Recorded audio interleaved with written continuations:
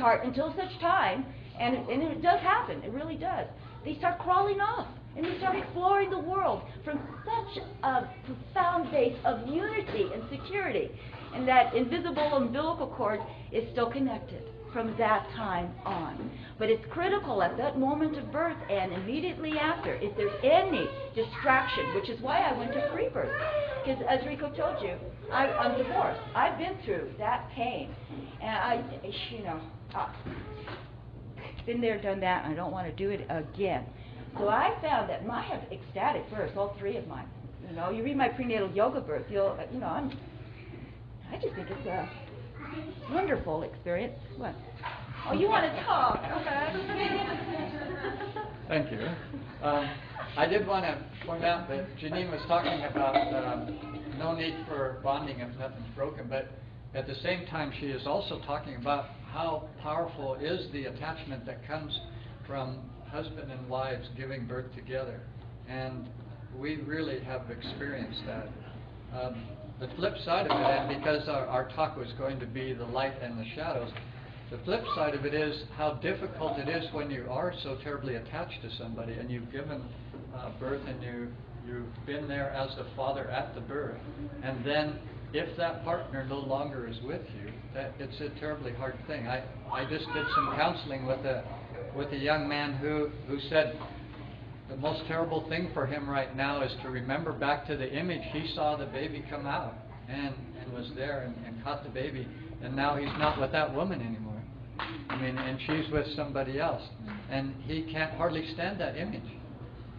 So one of the first things you want to do if you realize the power of attachment is to really understand that this person that you're making love with is somebody that is going to be so terribly attached to you that you really want to make that choice. You want to find the person that you are going to be with, and the attachment is very powerful. Okay, and so don't have a free birth if you plan on getting divorced. Yeah, definitely, if you're planning on getting divorced. But also just take it one more step and realize that it is a very powerful attachment, and it's one of the wonderful things about husband-wife home birth is that the bond, the connection, the attachment between the parents then becomes extremely strong, and the love becomes very strong. Thank you. All right. What he said is true. Now, I'm not an easy woman to live with. I'm a really pushy visionary. And yet he's put up with me all these years, I think, has a lot to do with how we have had our babies, as well as for me.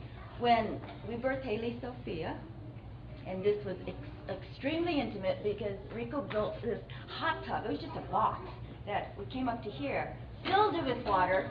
And so since I had this intuition she may be my last baby, I was going to milk it for all it's worth. I think labor starts at conception. I have 10 months, I'm in labor, and I'm just going to enjoy it as long as I can. So I got in the water early on, and if you are attracted to a water birth, just take note of this. You go into the water, and it does help. It does relax you. However, you want to be like pretty much in high gear already going in that water, unless you're going to just, like I did, enjoy hanging out. And we hung out and we sang together, and as my cervix dilated, my throat opened up, and I couldn't keep pitch anymore. It was hilarious. We were just cracking up, and we laughed this baby. We laughed this baby out. It was so funny. And then got a little bit more serious. She started like crowning, and I was like this, and you were behind, and you saw your daughter's face first. And when I turned around to receive her and hold her now in my arms, I had my eyes closed, and I was saying, "Praise God, praise God, praise God, praise God." And when I opened my eyes up, I saw him. And then now God wasn't like this guy in the sky concept for me. He was here. He was the co-creator of this experience I had. He still had a beard, though. Yeah, he still had a beard. Maybe that's true. Well, true. And then I felt so deeply into the heart that, we're still doing it, a couple decades, we're still strong. So I want to share the story of my daughter. who gave birth. Now, she's my only hospital birth. And you know about patterns, you know, like psychological patterns and imprints, how we are born, and then we tend to replicate or reproduce that again when we give birth. And that's why it's so important to investigate how each of us came here to Earth, especially if you're involved in birth. You know, my Hygeia College, that's the requisite. Only one book you're asked to read. That's the Etymological Dictionary.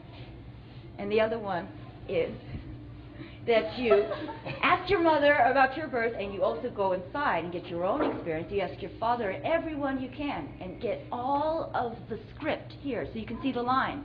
Because if you want to erase them, you got to know what they are first. So then when you know how you were born, you've cleared the road to attending births yourself and assisting others without putting some of your unfinished business there for them to take care of. Because when we're giving birth, us sisters, we're so gracious, we're so open. We are giving, and we are forgiving, because we're here to forgive and to give birth. Whereas, you want to say this part, beginning? No, go ahead. Okay. Because he said this verse once years ago, and I really like this, that what birth has done for us is remind us we already are one. And then our egos come and make up all these stories, and it's called like separation, and we play that game around, and we forget that we are one. So we have these big dramas so we can come back together and be one. So if we go through life forgetting or getting, just I want to get pregnant, I want to get a family, I want to get through school, if we're just forgetting, then we're missing out on the deepest joy that there is, and that comes by giving fully of ourselves. And I do have one more comment on forgiving too, because I've heard this a lot, and this is what I've done with this, because I've noticed that when I went and I would say to Rico, I forgive you, he'd go, you forgive me? What do you forgive me for? You're the one that, it's like, I forgive you. I mean, I don't have to forgive him. He doesn't have to forgive. I don't forgive anybody. What I do need to do is understand. And when I understand, I have compassion. And then I know I am one with them. They're in my movie. They didn't do it to me. I'm no victim here.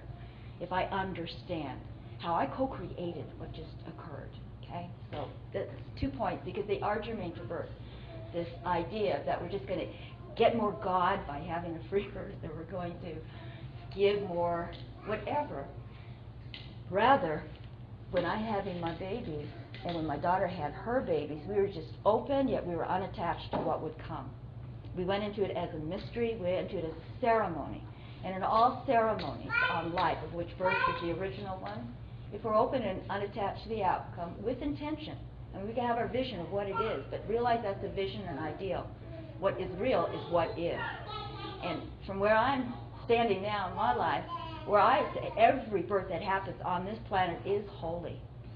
Be it in the hospital, be it in the empty bathtub, be it between the woman's legs or on top of her belly. Birth is a holy experience for us. So my daughter comes to visit, and she and her partner's truck broke down and they couldn't get parts, and she's 8 months pregnant. And I go, all right. I get her a little bit lump, because they were on their way. They were going to birth in some hot springs. They're hippies. I don't know where they got that. And they decided they would like to just be in nature, because that's the etymology of the word birth. It comes from the same word as nature, a native, one who gives birth, natal. So they're waiting.